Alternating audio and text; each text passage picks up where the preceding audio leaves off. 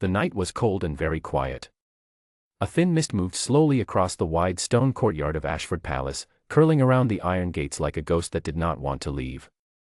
The old palace had stood for over 300 years, and in all that time, its thick stone walls had kept many secrets. But on this particular night, one of those secrets was about to walk right out through the front door. James Mercer had been a royal guard for 11 years. He was not a man who smiled easily or spoke more than he needed to. He had short brown hair, a straight back, and eyes that missed very little. His boots were always polished. His uniform was always pressed. He took pride in being invisible, present, watchful, but never in the way. That was the job. That was what he was trained to do. He had served through 2 royal funerals, 1 royal wedding, and more state dinners than he could count. He had stood outside in the freezing rain without moving. He had stayed awake through entire nights when the palace was on high alert. He had never once broken his post, never once looked away when he was supposed to be watching. The senior officers trusted him completely. That trust meant everything to him. That evening, James was assigned to the East Wing. It was a quiet section of the palace, mostly used for storage and private meeting rooms. The grand staterooms were on the other side of the building. The East Wing was not where the important things happened, or so everyone believed. He walked his usual route slowly. His footsteps were soft on the marble floor. The lights in the corridor were dimmed at night, and the long red carpet that ran down the middle of the hallway looked almost black in the low glow. Paintings of old kings and queens stared down at him from every wall. He had walked past them so many times that he no longer really saw them. At 10 minutes past midnight, he turned the corner near the East Archive room and stopped. A door was open that should not have been open. It was not a big door. It was small and made of dark wood, set into the stone wall in a way that most people would walk right past without noticing. James knew every door in the East Wing. He knew which ones were always locked, which ones were always open, and which ones were never used. This one was always locked. Always. He moved closer. Through the gap, he could see a soft light inside, not a ceiling light, but something smaller, like a torch. Someone was in there. He placed his hand on the door and pushed it open gently. The room was small and smelled of old paper and candle wax. Along one wall were shelves filled with locked boxes and sealed containers. In the center of the room was a wooden table, and on that table sat an open case, a deep blue velvet case that James recognized immediately. Standing over the table, with her back to the door, was a woman dressed in a long coat. She was leaning over the case, and her hands were moving quickly and quietly. She did not hear James come in. He stood very still for a moment, looking at what was on the table. The case contained jewelry. Not just any jewelry. He could see the deep red glow of rubies, the bright white flash of diamonds, and the heavy gold of a brooch that he had seen only once before, on the night of the Royal Anniversary Gala, worn by the Queen herself. These were not copies. These were not decorations. These were pieces from the royal collection, pieces that were catalogued, protected, and never supposed to leave this room without a written order and 2 senior signatures. James felt something go very cold in his chest. Not fear exactly. Something steadier than fear. Something that told him he needed to think carefully and quickly. He recognized the woman. Her name was Lady Dorothea Ashby. She was 61 years old, slim, with silver hair always worn in a neat twist at the back of her head. She was a senior member of the royal household, not a royal herself, but someone who had worked inside the palace for nearly 30 years. She organized events, managed correspondence, and was trusted with access to many parts of the palace that ordinary staff could not enter. She was known for being composed, efficient, and loyal. The Queen had spoken warmly of her on several occasions. James had seen her almost every week for years. They had exchanged polite nods in corridors. He had held doors open for her. She had thanked him with a brief, professional smile. He had never once had reason to suspect her of anything. Now she was standing in a locked room at midnight with royal jewels spread out on a table in front of her, and she was placing them, one by one, into a small black bag. James cleared his throat. Lady Dorothea froze. Her hands stopped moving. For a moment, she did not turn around. Then, slowly, she straightened up and turned to face him. Her expression was not what he expected. She did not look frightened. She did not look guilty in the way a person looks when they are caught doing something they know is wrong. She looked, more than anything, annoyed. Like a person who had been interrupted in the middle of something important. "Mercer," she said. Her voice was calm. Almost bored. "Lady Ashby," he said. He kept his voice level too. "This room should be locked." "Yes," she said. "It should be." She did not offer any explanation. She looked at him steadily, as if waiting to see what he would do. James looked at the table. He looked at the open blue case. He looked at the black bag, which was sitting beside it with several pieces already inside. Then he looked back at her. "I need you to step away from the table," he said.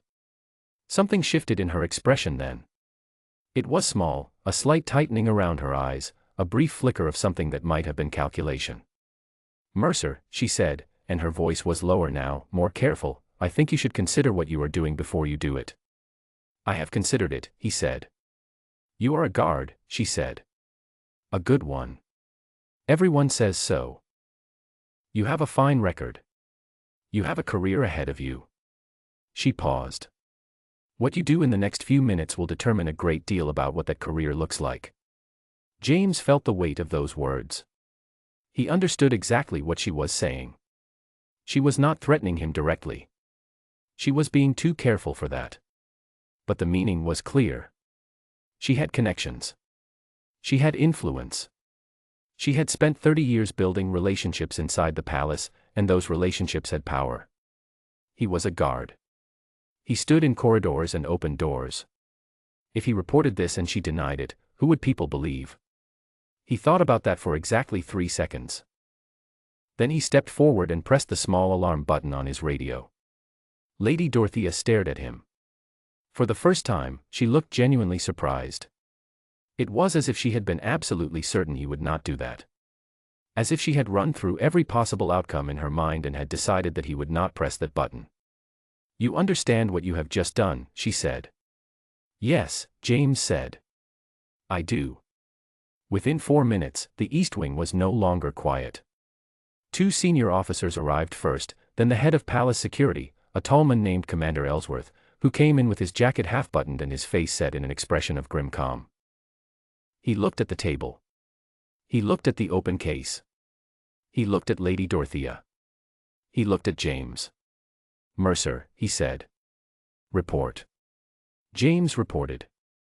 He told it exactly as it had happened, in order, without adding anything that was not true and without leaving out anything that was. He spoke for less than 2 minutes. When he was done, the room was very quiet. Commander Ellsworth turned to Lady Dorothea. She had recovered herself by then. She stood with her hands clasped in front of her and her chin slightly raised. She looked like a woman who was used to being the most senior person in any room and was waiting for everyone else to catch up. "I have authorization," she said. The pieces were being relocated for conservation purposes. "I have documentation." At midnight, Commander Ellsworth said. "The conservation team works early," she said. "We will need to see that documentation," he said. "Of course," she said. "I will have my office send it in the morning." "I am afraid," he said, "that we will need it now." The next several hours were unlike anything James had experienced in 11 years of service. The palace's senior legal team was woken and brought in. The inventory of the blue velvet case was checked against the palace records.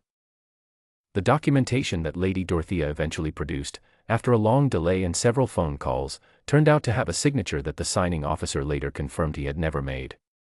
James stood in the corridor outside the East Wing for most of those hours. He was not involved in the investigation. That was not his role. His role had been to see, to report, and to let the correct people do their work. He had done that. At around 4 in the morning, Commander Ellsworth came and found him in the corridor. "Go get some sleep, Mercer," he said. "Sir," James said. The commander paused for a moment. He was not a man who spoke easily either.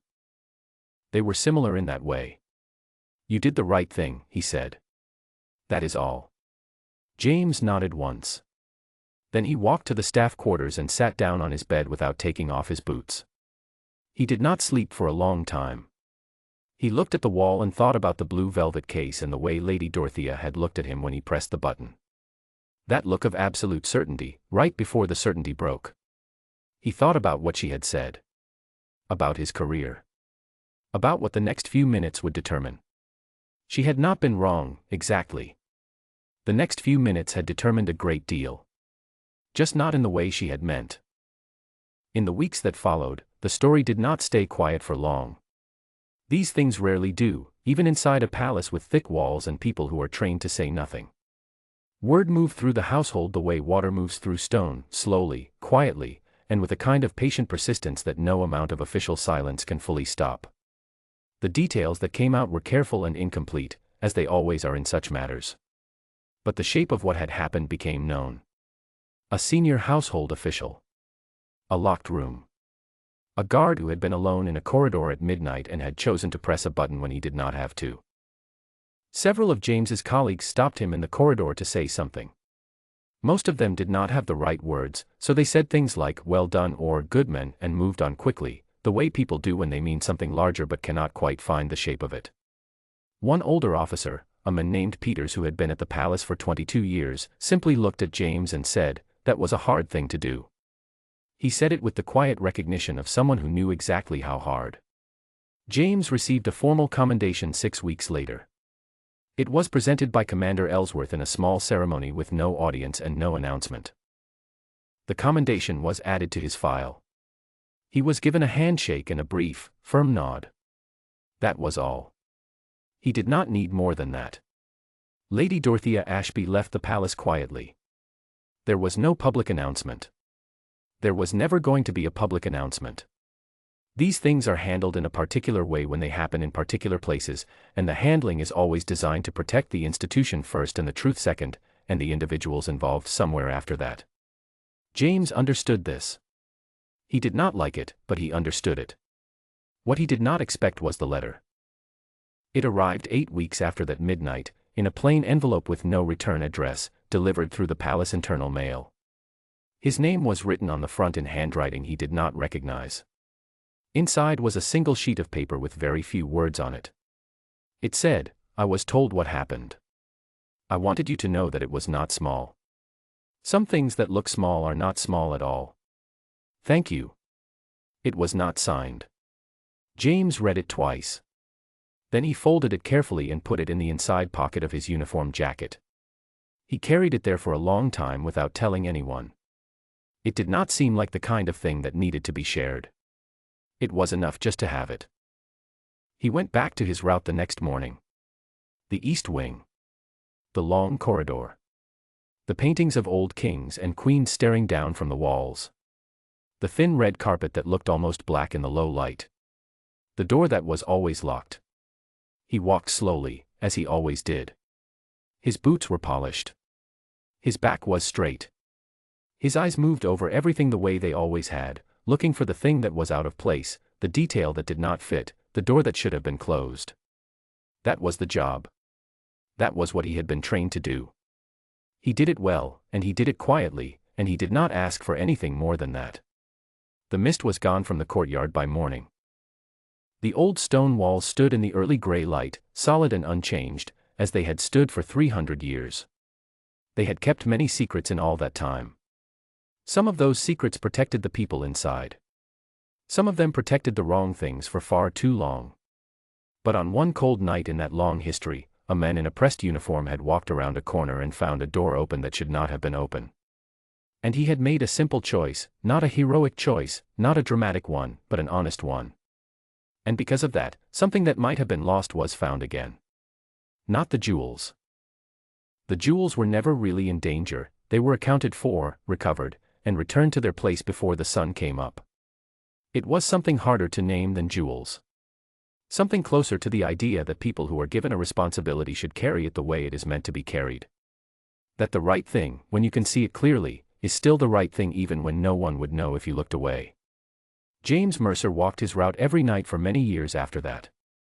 He never spoke about what had happened, except when the official report required him to. He did not think of himself as someone who had done something remarkable. He thought of himself as someone who had done his job. That, in the end, was exactly what made it remarkable.